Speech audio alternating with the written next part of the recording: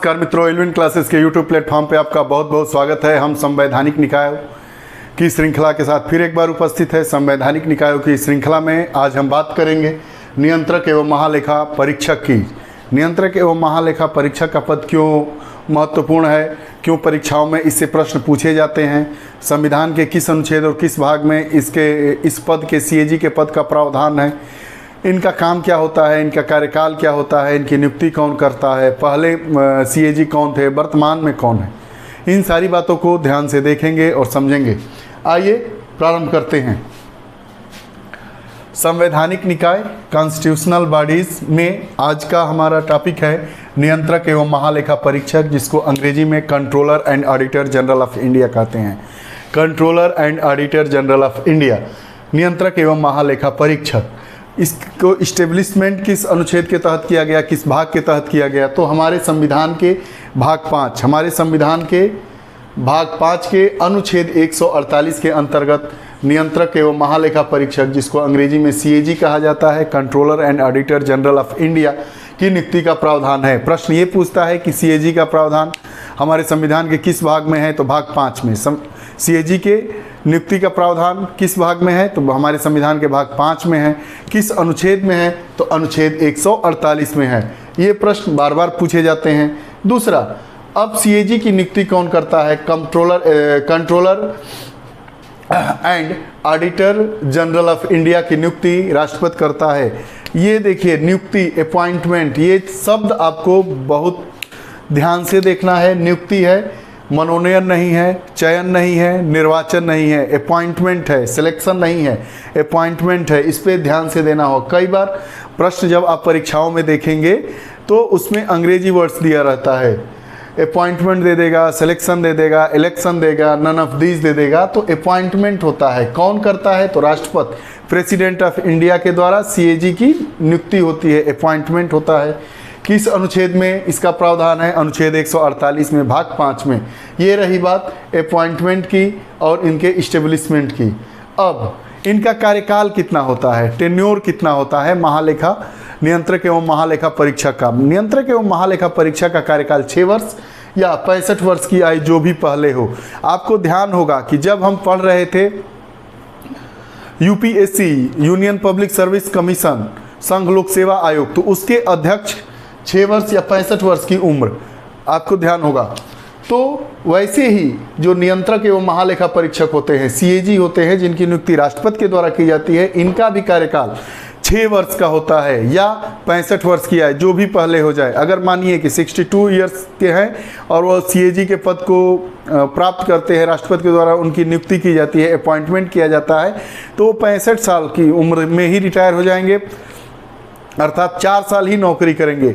लेकिन अगर वही 55 ईयर्स के वो हैं सीएजी और तब उनको अपॉइंटमेंट किया जाता है प्रेसिडेंट ऑफ इंडिया के द्वारा, तो वो 6 साल का अपना कार्यकाल पूरा करेंगे। ये नहीं कि वो 65 वर्ष की उम्र तक कार्यकाल करेंगे। 2 कंडीशन होता है, या तो कार्यकाल 6 वर्ष या उम्र 65 वर्ष, जो भी पहले हो जाएगा उतने दिन तक इनका कार्यकाल निश्चित किया गया है।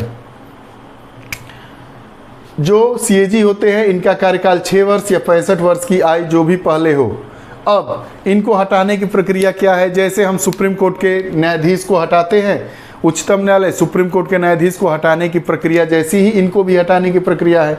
हम जानते हैं कि पहले बिल आता है लोकसभा में, उसके बाद राज्यसभा में पास होता है, उसके बाद कमेटी गठित होती है, और उन सभी चीज़ों के बाद जब उसमें यह पाया जाता है कि उच्चतम न्यायालय के जो न्यायाधीश हैं उनको हटाया जाए, तो उनको हटाया जाए। सेम वही प्रक्रिया है, उच्चतम न्यायालय के न्यायाधीश के समान प्रक्रिया से इनको हटाया जाता है सीएजी को। आप हमारे इंडियन पॉलिटी के सेगमेंट को जब ओपन करेंगे तो उसमें सारी चीज़ें डिटेल से दी गई हैं। यह जो हमारी श्रृंखला चल रही है वह आपका एक एक जो निकाय है, एक एक आयोग है, या आपका जो परीक्षाओं में पूछा जाता है, संवैधानिक निकायों से जुड़े हुए जितने प्रश्न आते हैं उनको एक फ्रेम में डेवलप करके एक एक करके उस श्रृंखलाओं को हम लेकर आप लोगों के सामने उपस्थित हैं।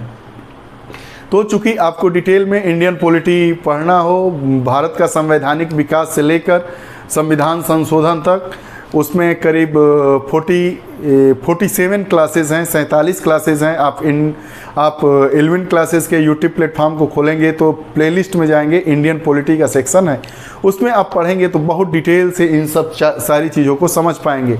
ये केवल एग्ज़ाम के पॉइंट ऑफ व्यू से इस वीडियोस को, इस तालिका को बनाया जा रहा है, ताकि अगर हमें रिवीजन करना हो तो तुरंत रिवीजन करते चले जाएंगे।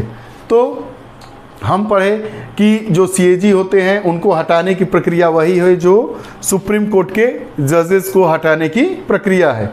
अब इनका कार्य और उद्देश्य क्या है? कोई भी इंस्टीट्यूशन या पोस्ट डेवलप क्यों की जाती है, उनका एक निश्चित कार्य होता है और उसका एक उद्देश्य होता है। जब जैसे एजेंडा 21 का भी अपना एक लक्ष्य है, उद्देश्य है।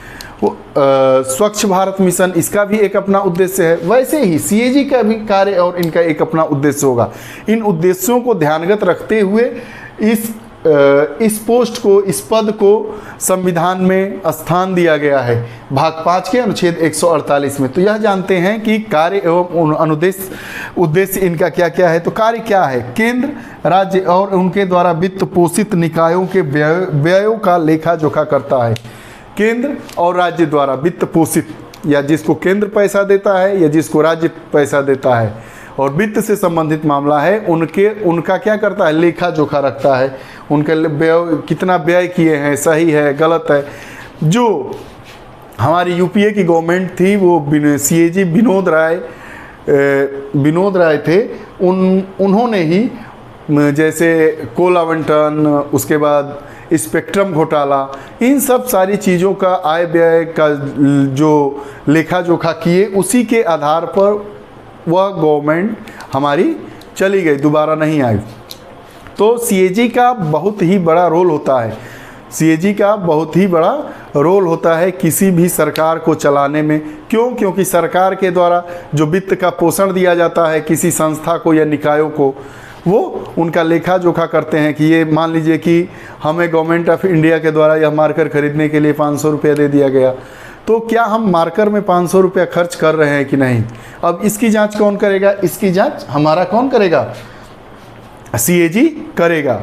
और अगर सीएजी की रिपोर्ट आई कि इन्होंने इस दिए गए मद में जो पैसा जिस मद में खर्च करने के लिए, व्यय करने के लिए दिया गया था, उसमें व्यय नहीं किया गया है, तब से उस सरकार की, उस निकाय की, उस संस्था की उल्टी गिनती चालू हो जाती है। उसके बाद इनका क्या है अगला काम? लोक लेखा समिति के मित्र, गाइड एवं मार्गदर्शक के रूप में यह कार्य करती है। लोक लेखा समिति, ज्वाइंट पार्लियामेंट्री कमेटी, लोक लेखा समिति होती है। इसमें 22 सदस्य होते हैं। ये भी समितियों का हमारा सेक्शन है, उसमें बताया गया है। पब्लिक अकाउंट कमेटी, अब यह क्या है? यह लोक लेखा समिति के मित्र एवं मार्गदर्शक की भूमिका निभाता है। कौन? सीएजी। उसके बाद केंद्र व राज्य के लेखा प्रारूप समिति सलाह राष्ट्रपति को देता है। केंद्र एवं राज्य के जो लेखा प्रारूप समिति की रिपोर्ट आती है और सलाह आती है, वो किसको देता है? राष्ट्रपति को देता है। उसके बाद ये अपनी रिपोर्ट संसद को सौंपता है। और रिपोर्ट किसको देगा? संसद को। हम जानते हैं संसद लोकसभा, राज्यसभा और राष्ट्रपति से मिलकर बनती है। तो जो भी चीज़ें हैं वो संसद में पेश होगी तो राष्ट्रपति के पास भी पेश होगी। तो हमने सीएजी के पद को देखा। सीएजी का पद बहुत ही महत्वपूर्ण है। क्यों? क्योंकि केंद्र और राज्य के द्वारा वित्त पोषित होने वाली जितनी संस्थाएं हैं उन या निकाय हैं, उनका जो लेखा जोखा का काम होता है, व्यय का काम होता है, उनकी जांच पड़ताल करने वाली यह संस्था है सीएजी। उसके बाद यह जो पब्लिक अकाउंट कमेटी होती है, लोक लेखा समिति के मित्र, गाइड एवं मार्गदर्शक की भूमिका निभाता है। केंद्र व राज्य के लेखा प्रारूप समिति सलाह को राष्ट्रपति को देता है, अपनी रिपोर्ट संसद को सौंपता है। उसके बाद यह जो हमारा पद हुआ, कब से प्रारंभ हुआ? तो 1948 से। सीएजी का पोस्ट कब से डेवलप हुआ भारत में? तो 1948 से। आज़ादी के बाद से 15 अगस्त 1947 को हम लोग आज़ाद हो गए थे। वर्ष 1948 से लेकर 1954 तक हमारे भारत के प्रथम controller and auditor general of India थे बी नरहरि राव। यह प्रश्न बार बार पूछा जाता है कि भारत के प्रथम सीएजी कौन थे? तो वी नरहरि राव। कब से कब थे? 1948 से 1954 तक।